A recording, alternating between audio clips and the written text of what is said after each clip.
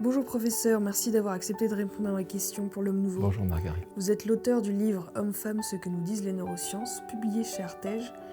Une question d'actualité pour commencer. Selon l'ONU, l'égalité homme-femme devrait être atteinte dans 300 ans. Selon vous, cette égalité peut-elle exister ? Il faut toujours l'égalité, travailler pour l'égalité en dignité de tout homme, toute femme, évidemment. Par contre, il ne faut pas confondre égalité et identité, parce que par nature, en fait, hommes et femmes, nous sommes complémentaires. Donc identité supprimerait le cœur même de la vie.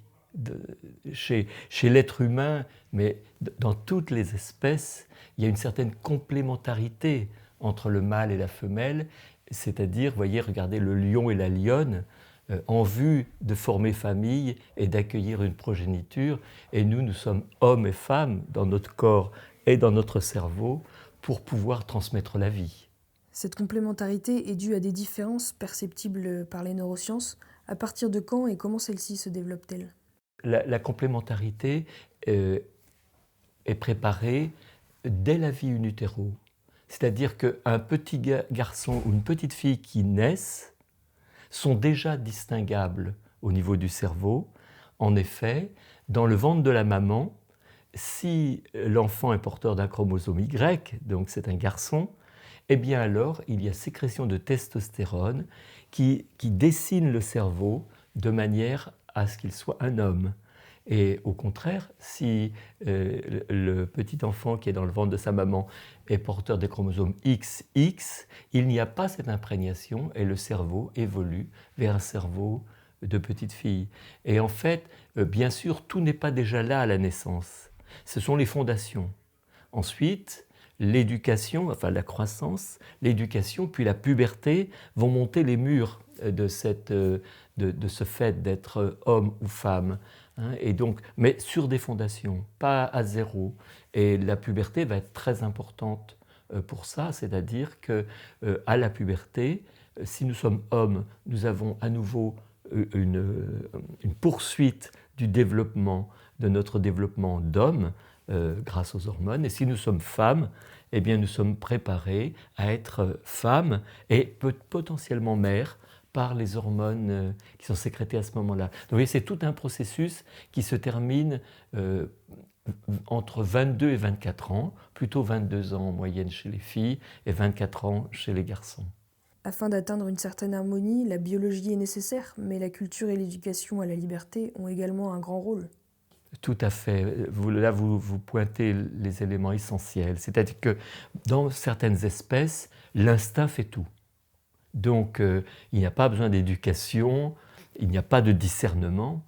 L'instinct fait que mâles et femelles vont protéger la vie de la progéniture. Chez nous, nous avons un instinct, mais qui ne fait que le 10% de notre être.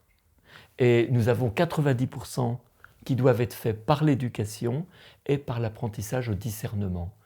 Et c'est là que la liberté nous est donnée, mais cette liberté ne peut s'exprimer que si on bénéficie d'une éducation et d'un apprentissage au discernement pour être vraiment libre et pouvoir exceller ce que l'instinct ne permettrait pas. L'instinct permet de fonctionner, la liberté permet d'exceller. Les neurosciences semblent aller dans le sens de la doctrine sociale de l'Église en ce qui concerne les sujets d'écologie humaine comme le mariage, la contraception, la famille. Tout à fait. Ce que les neurosciences montrent, et la science, c'est que la famille est écrite dans la biologie.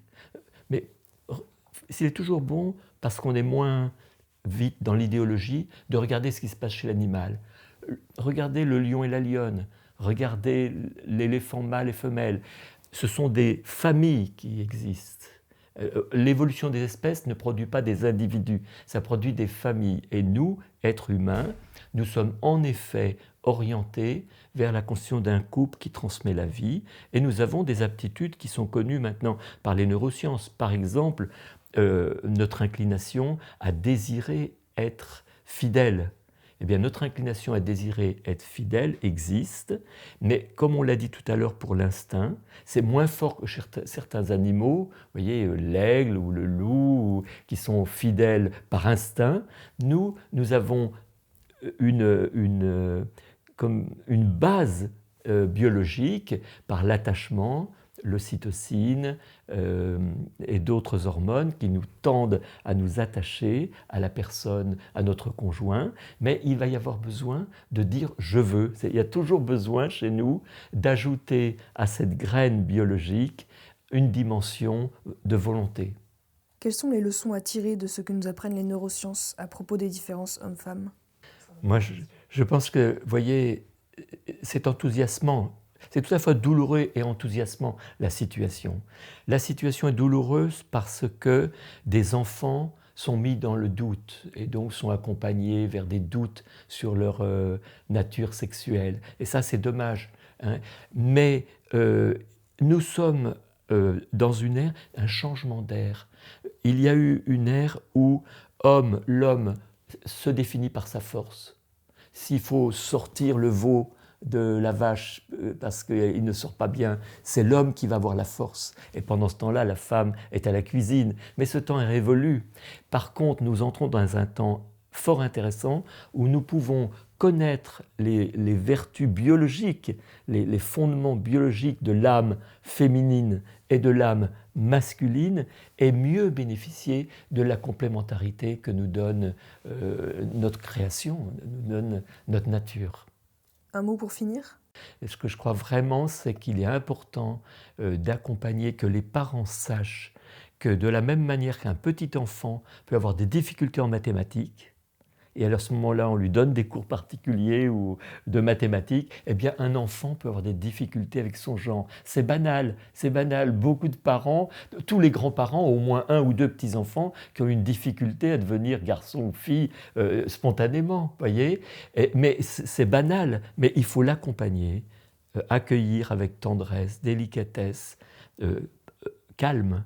Ce qui nous perturbe bien sûr, mais comme si c'était un problème de mathématiques ou autre, hein, et accompagner l'enfant pour devenir ce qu'il est.